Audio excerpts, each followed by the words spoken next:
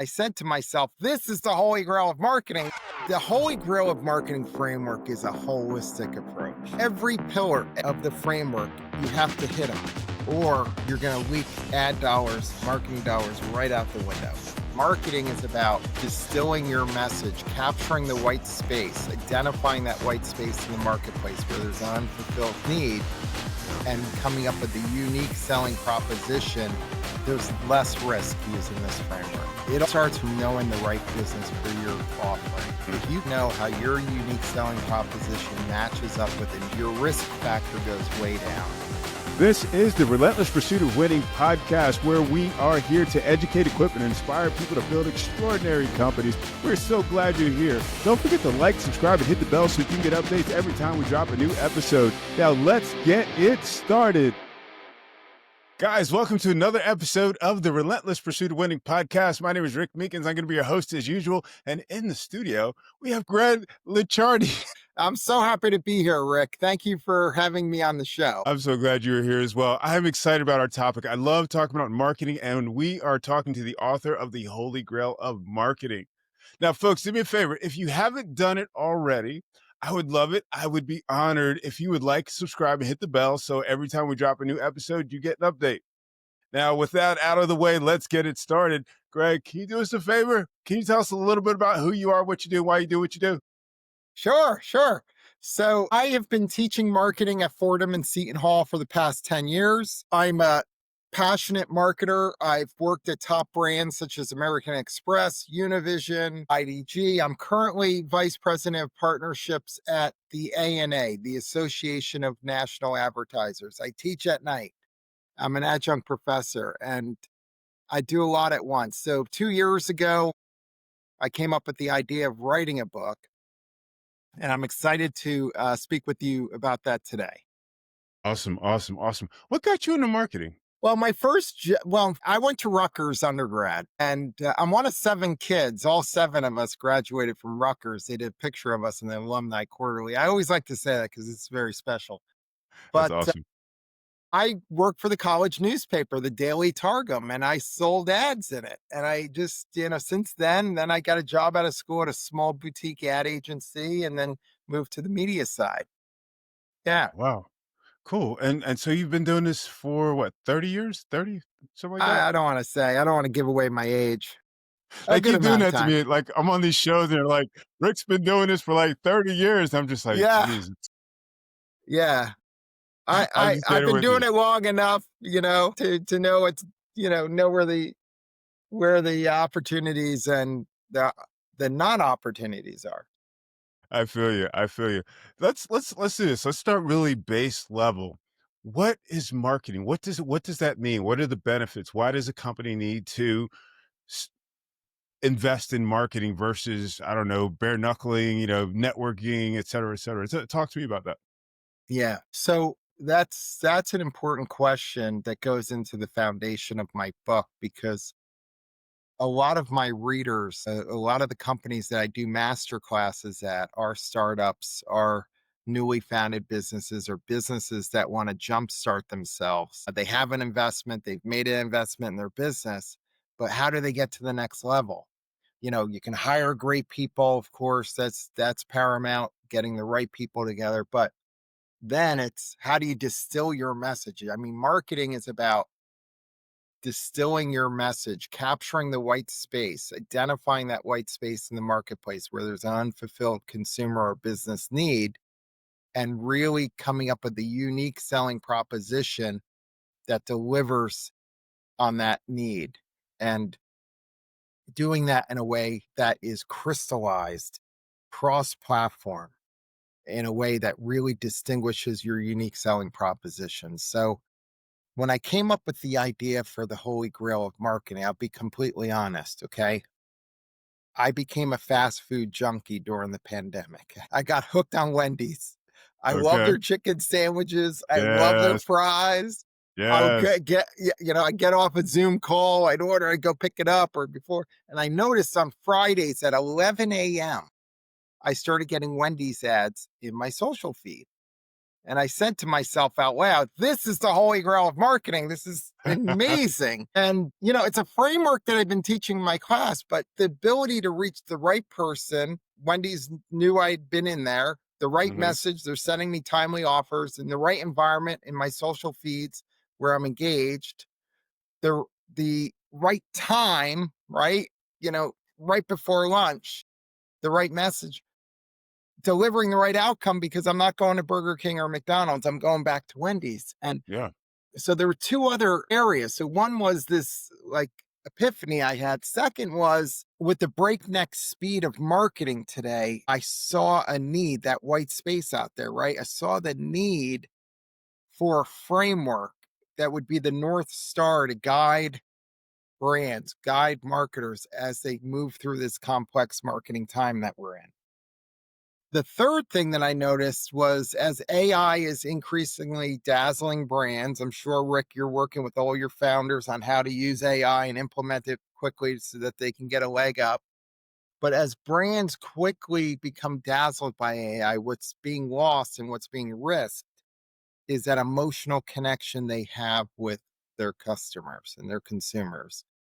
And I have a whole chapter in my book on the importance of brand purpose. So, in writing the book and coming up with this opportunity to really contribute to the marketing industry and to businesses, their success, I started researching companies doing it well and companies not doing well. So, the book is mainly case studies. My lead case study in the book is Harry's Razors. Okay. Mm. When they launched, they went up against the giant. It was a David and Goliath story. They went up against Gillette, which is owned by Procter and Gamble. Gillette had 70% market share of the razor category. And here's two guys who said, wow, we can beat these guys. We can beat Gillette. We know it. It's because they came down with a very simple value proposition that captured a very powerful white space in the industry. It was simple. It was an affordable, stylish razor that could be sent to a young dad's home. That's it. And they came up with a beautiful designed razor. They did the direct to consumer model. They broke down the barriers to entry. They used gamification in their marketing. They used their early customers as their disciples, as their preachers to go out and preach the value and the great message of Harry's razors. Yeah. And a few years ago, they were actually bought by P&G. Isn't that funny? What? I didn't know that. That's Yeah, amazing. yeah, yeah. Good for They did them. so well. They beat the Goliath, and then the Goliath ate them Ate up, them. gobbled them up. So it was a really good story. But I met John Gillis. He was like number 3 hire, an early hire there at Harry's, and he was in London at the time. This is about three quarters of the way, not early on when I was writing the book. And he was so gracious. He took me through so many examples and ways that they apply the holy grail of marketing, how they, went up against the giant and did great success. So it's one of them. I came up against a company called Weather Company. They were owned by IBM at the time. They recently spun off, but they provide weather data to brands to help them reach the right customers at the right time related to weather with empathy around the weather. And they gave me Elf Skincare, which is the fastest growing beauty brand really in the world, definitely in America. So I got Patrick O'Keefe, who's their CMO, in the book and talked about how they came up with a campaign, the Aqua Glow primer for women related to the weather. And they had a statistic, 80% of women make their beauty decisions based on the weather. And it was just fantastic. So it's no question why they're doing so well. They found this new lever to give them that data and that accelerated timing and engagement to an audience related to the weather. They had a leg up on the competition, which they always do, and that's why they're doing so well. Yeah, they've got a unique space in the marketplace. That's awesome. That's amazing. So tell us what. Let's talk about the pillars in the Holy Grail of marketing. Let's get the Sure. audience a little bit of taste of that. All right. Yeah. So the pillars are the Holy Grail of marketing framework is a holistic approach. Okay. So every pillar, every component of the framework you have to hit on and achieve success with, or you're going to leak ad dollars right out the window, marketing dollars right out the window. So I'll give you an example. Let's say you're launching a new watch brand, right? You have this luxury watch you've come out with, you're launching it in the US. You hire some hotshot agency, they do beautiful ad creative for you. You launch the campaign, you some programmatic ad agency comes to you, says we have the Holy Grail, we'll get your message in front of everyone instantly for the lowest CPM, the lowest costs, you'll be golden. Hmm. And so you buy in, you give them $1 million to promote your watch in the US. Yeah, and what happens is those ads don't even they show up on unsafe websites. Some of the impressions aren't even humans, they're bots. The other thing that they did was they launched your campaign at a time when it wasn't in the watches weren't even in retail yet. People were liking the watch, beautiful ads, but they go to retail and they said they're not here yet. They're not going to be out till next month. Mm. So the timing, you have the right message, great, but the timing has to be right. You have to reach people in the right environments, right, with the right message, or that whole framework, those pillars will just crumble down and you will have no success. So it's a really important part of the book and the learnings that you'll achieve from reading the book. Yeah, yeah, yeah. Is there a um particular type of founder or leader that's going to be more aligned with the book? It's really anyone who wants to learn how to improve their business through marketing, anyone who's accountable to every dollar they spend on marketing. The average tenure of a CMO today is 3.5 years. It's probably 3 years now because that's about 6 months old statistic. The reason is marketing is performance based today more than ever. You have to make sure every dollar you're investing is being optimized. The framework helps you with that. So I think it's really from a startup to a mid-sized firm to someone at Mars who's launching a new brand who wants to know more about what the CMO is doing. It's just a book that's been resonating across the board and with so many different sectors of business. It's so exciting to hear the positive feedback I've been getting and companies doing well and um, 2xing, 3xing, 4xing their business growth through using the framework. It's really exciting. Outstanding. What was the most interesting or exciting thing you learned while you were putting the book together? Yeah, that, um, patience, patience, patience. I wanted this book to be done in a year, it took me 2 years and people said that was fast. But, Yeah. when you have someone like Vera Sue from Microsoft that commits to being in your book, getting her copy approved took at least 6 months, because she had to go to corporate communications, it's Microsoft. So I wanted the very best of the best to be in this book. I have an all-star. It's really the Avengers of marketing that are in my book. And it's really, it's like incredible, for my first book to have these people that have agreed to come on board, support me, from the cover designer who made it pop and beautiful and to everyone who's been involved. It's just been wonderful. It's been a great experience, but the learning is be patient, you got to keep going. Don't give up because writing a book is a journey, especially if you want to make it. My goal with this book is to make it the number one must read modern day marketing book. And I set a bar really high for it. I'm not there yet, but I'm going to Mhm, keep doing these talks we're doing. I'm going mhm. to keep doing the master classes, keep going in front of groups, meeting with companies to share the power of the framework. And it's going really well. If I was a founder or a new or a business owner that hadn't invested in marketing in the Yeah. past, Yeah. and you present this, what would make me want to say, hey, you know what, I need to switch my trajectory and follow the framework that you put together? The biggest thing is there's less risk using this framework, right? It all starts from knowing the right person, the right customer, the right business for your offering. Hmm. If you can crystallize that and truly know how your unique selling proposition matches up with a need in the marketplace, and you can use the framework to get to those decision makers with the right message at the right time in the right environments, your factor goes way down. So do some A/B testing, do a small budget. Get in there though, get in the game, because when you see you can gain, 2 or 3% market share on your competition by using new marketing methods or using this framework for the long-term life of your business, the ROI is going to be substantial.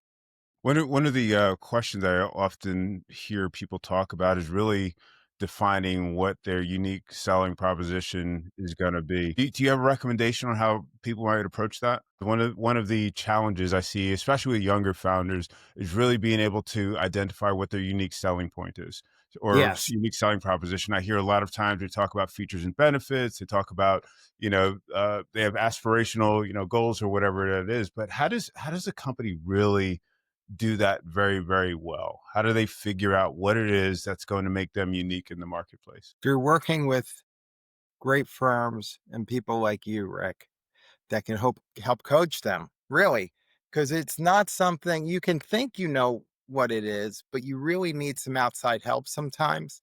Yeah. And if you can have a firm really guide you through a thinking process, a masterminding workshop, a group team building workshop with their employees. This is important because this is going to go into every form, every touch point, every form of marketing communications that your firm embarks on. And it needs to be consistent. But you have to first put the time in to really crystallizing what is it that's unique about us? What is our value proposition? If you do that well, man, you're gonna be on your way. Yeah, absolutely, absolutely. I think one of the things that some folks are afraid of is going too far into that. They feel like they're spilling the tea, so to speak. They're afraid of competition coming and saying, "Hey, I'm going to do the exact same thing." Da, da, da. What do you advise firms when they're thinking from that perspective? Be bold. Don't no. I mean, I love that. it's again, I mean, this is your business. This is your baby. You have to nurture it and go for it, because if you don't go for it, another business will, and they'll capture the market share and will be at risk of your vitality as a business. It'll be a risk to your vitality with growth and your longevity as a firm. So it's very important that you constantly reflect on this, constantly drill down with your teams, like I said, do the masterminding, have outside help, so that the more you can crystallize it and really get to fulfilling that unmet business need, you're going to see great growth. Yeah, yeah, absolutely, absolutely.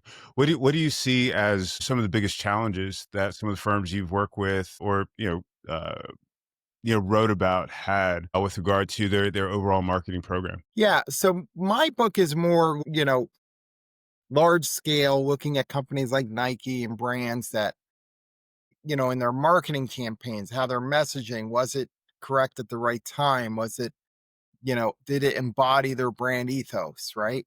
But as far as companies doing it well, and the companies I work with and do master classes with and so forth when I was consulting, I would say it's pretty much what we're talking about. Sometimes they don't put the investment in, they don't take the time to do the brainstorming, and they don't crystallize enough really what their unique selling proposition is. And they don't put the investment into marketing, because over time, every dollar you spend in marketing should have a handsome return on investment, especially with the tools that are out there today, the marketing technology tools that can give you that ROI that you can test early on before you spend your whole budget. So it's taking the time, maybe hiring a marketing person or assigning it within your management team, or taking it on yourself as a founder. But there has to be a focus on this, like every other part of the business: distribution, retail, every part. This has to be one of the pillars of your business that you focus on. That makes sense. That makes sense. So, someone What is the, I guess, the most important thing that someone will get out of getting the book, reading the book? Yeah. So I'll say this, the book will help with exactly what we're discussing. It will help you become more disciplined. It'll help you get inspired to do more marketing and to do it properly. It will also help you individually be better at promoting yourself. So my book is being used in several classrooms in Syracuse, Baruch, Rutgers, Fordham, Seton Hall, where I teach. And I had a professor come to me about 6 months ago. He said, Greg, no, not 6 months, about a month ago.